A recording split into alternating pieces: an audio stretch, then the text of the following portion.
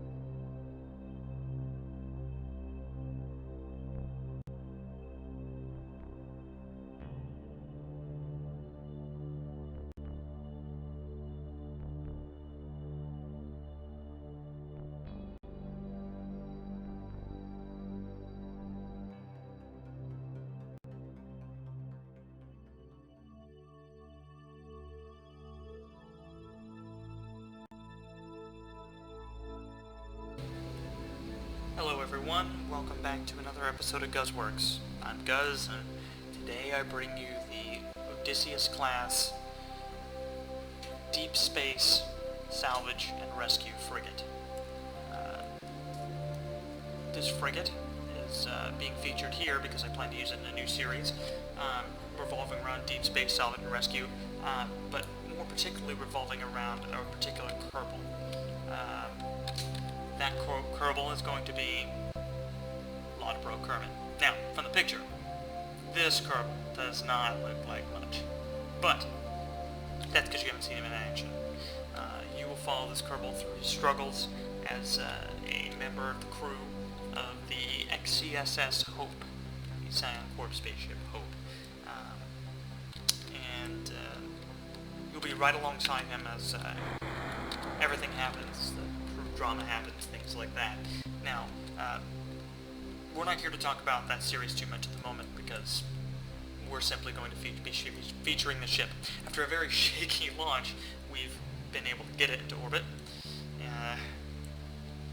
Definitely not a desired launch, but any launch where you end up with a circularized orbit at the end of it, bravo. One big failure about the launch. This ship is designed to have lots of docking ports. As you can see, it's got plenty.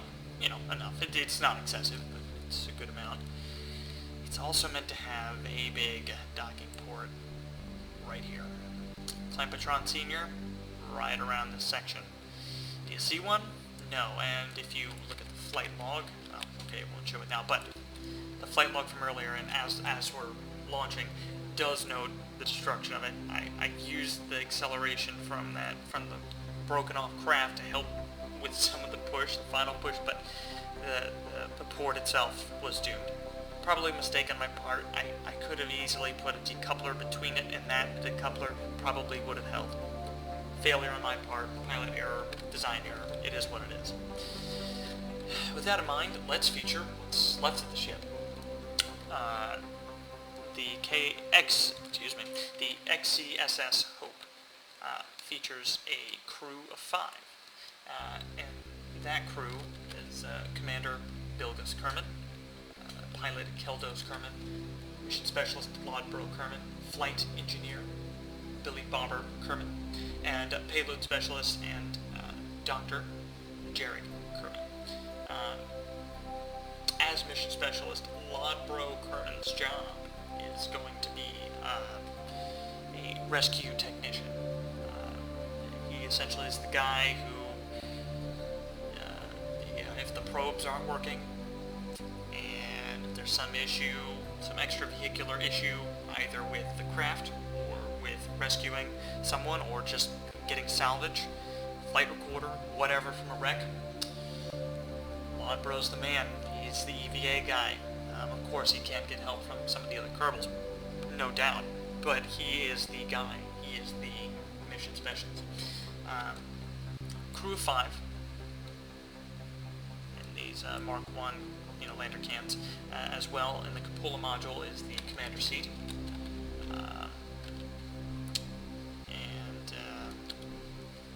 Other than that, there's room for 8 Kerbals on the rescue missions. There needs to be space to bring them, to acquire them. Hopefully 8's enough, we're going to hope, and if not, we'll be trying some really crazy things. I have some extra things that could help, such as, ladders on the sides. Who knows when you're going to need to grab onto something, real quick or whatnot, but maybe that could feature for some sort of emergency hullabaloo, some emergency thing that could get you on board if you needed it. So a total potential crew of 13. That's full, all actual crew members and 8 passengers. As well, it features 8 engines. 4 of them are meant as impulse engines. If we need the extra acceleration, these toroidal aerospikes will provide that. All in all, I believe they provide 700 kilonewtons of thrust, so they're going to be about 3.5 times the amount of thrust of these interplanetary LVNs. The LVNs, obviously, for interplanetary travel, 240 kilonewtons thrust. At full load, it's something like 2.8 meters per second squared acceleration, not a lot, but interplanetary travel doesn't have to happen fast. As fast. It could be important for this craft to do that, but then it would just require more fuel, and we wouldn't be able to get out there. Conundrums with space travel. However, I think it's going to have the acceleration to be able to get up to speed fast enough to get out there. So we'll see how that goes. Delta V on the craft, I believe, if I calculated properly, a bit over 5,000 if at full fuel and using LVNs. The Delta V with purely the toroidal aerospikes is nothing to be laughed at. Still a good 2,500, 2,700-ish Delta V. Not bad, but they're still meant as impulse engines. We need to do something fast. You turn the right direction and you pump those suckers up. Let's see, as well, power generation. I have the solar sails, obviously, for it, but as well, I have some auxiliary PB Nook radio isotope thermoelectric generators. And now these alone can power the different pods. And I believe they should be able to handle a couple probes that we have on board, which I'll go over in a second. But you never know when you need extra power. Let's say something's docked and that thing needs life support. Hey, you're gonna need some extra. So just in case, we got these. All in all, we have 8 panels to electricity per second. So that's going to be 16 per second at full, if I'm actually facing the right way. Get a beautiful view of Kerbal here. And you can cycle through the views. Look at that. Jeez, that is a wonderful view. The sun up there, mountain ranges there. Beautiful. Absolutely. And we can switch between the different crew members' views. Amazing. Isn't space amazing? This planet alone is amazing. But their Kerbals, their curiosity with a K, cannot be quenched. Also with a K, maybe a W. Right, power generation. So the auxiliary power should be enough for main systems and the probes. However, we're hoping to always be able to use these and to have them as extra power just in case. Probes. 2 probes that I have. They are automated, not automated, they're run by the payload specialist, Jerry Kerman, also again doubling as the doctor. Jerry Kerman is going to be handling these from on board, piloting them as UAVs essentially. Oh, I'm sorry, USVs, unmanned space vehicles. And these little astro droids are meant to act as small tugs, go grab parts, go grab modules with people in them, whatever. Do the work of, a Kerbal, but with a docking port. Also, the game is sort of limited in that, Kerbals can't grab onto things and bring them back in their EVA. So, we're dealing with it by using astro droids, which is fine. Craft has plenty of monopropellant, about 3 tons of monopropellant. All in all, it has about 45 tons of fuel when full, and 3 tons of monopropellant, plenty. Hopefully balanced RCS, I believe it's pretty good. With about 8 thrusters, it's a big ship, but I think 8 thrusters should be fine. That should be fine. 8 kilonewtons in whatever directions they're burning.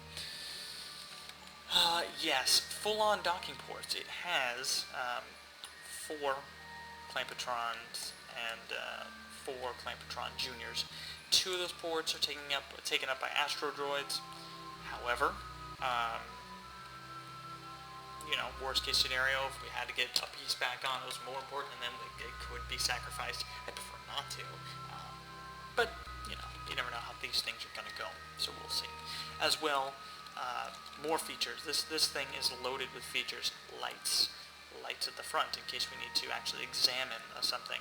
The commander and his main viewport, Commander Bilgus Kerman, can move up to their target, approach slowly, put the ship's relative velocity to 0 with the target, and then hey, we got a spotlight on the subject. As well, docking lights on the Clampetrons. I did not put docking lights in the Clampetron Juniors.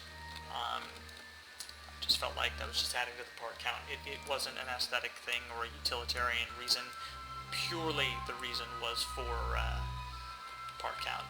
Not that my computer's hurting, it's really doing fine, and this ship runs about 168 parts or something like that, but, you know, I'm still thinking about it. Again, I try to conserve where I can. Communications. This craft has need for both short-range and long-range communications. So, 4 of the Communitron 8888s and the 4 of the short-range Communitron 16s. I think their locations will all work pretty well. If we ever need to actually intercept short-range frequencies, we can point toward our targets. Otherwise, these babies should probably be able to pick up most of what we need otherwise. Let's see. Abort System. In the event of a space disaster for the rescuers, completely possible, especially in Kerbal Space Program, this ship features an abort system. The abort system features these decouplers. And those decouplers separate all manned portions of the craft to get away from the rest of the structure in the event of some sort of cataclysmic thing.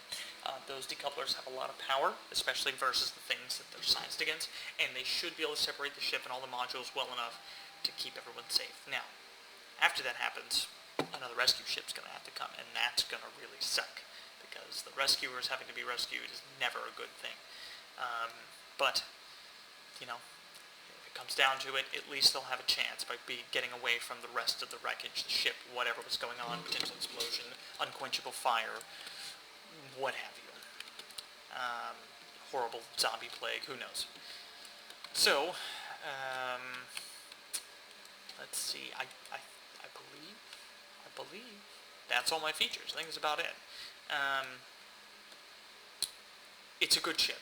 She'll fly well, and she's going to get me where we need to go. Again, let's weigh her in at 168 parts, massive. Full mass is about oh gosh, I could have swore it was more like 58.26, but looking at our fuel levels, I think it's more than that. Now, I'll have to go back and double check. I didn't expect to use as much fuel as I did, but that shoddy launch into space was, you know, partly to blame for that. I think she's a pretty ship. Utilitarian could be prettier, but I think she's nice. So that's pretty much it. If you like the ship, you know, post a comment. If you don't like the ship, kindly tell me so. Constructive criticism always welcome here at Guzworks. I definitely don't purport to be the best KSPer out there. Again, if you saw the launch, you're probably wondering if you even keep watching the channel. As well, stick around. I'm going to include some bloopers at the end of this for some of the other launches. If you think this one was bad, you should have seen the other guy. And look out for that episode, or excuse me, look out for that series, because it's going to be good. It's going to be tense, dramatic, and a lot of fun. Thanks very much for watching. Like, subscribe, favorite, share with your friends. I like doing this, and I just want people to watch my work. Until next time. See you.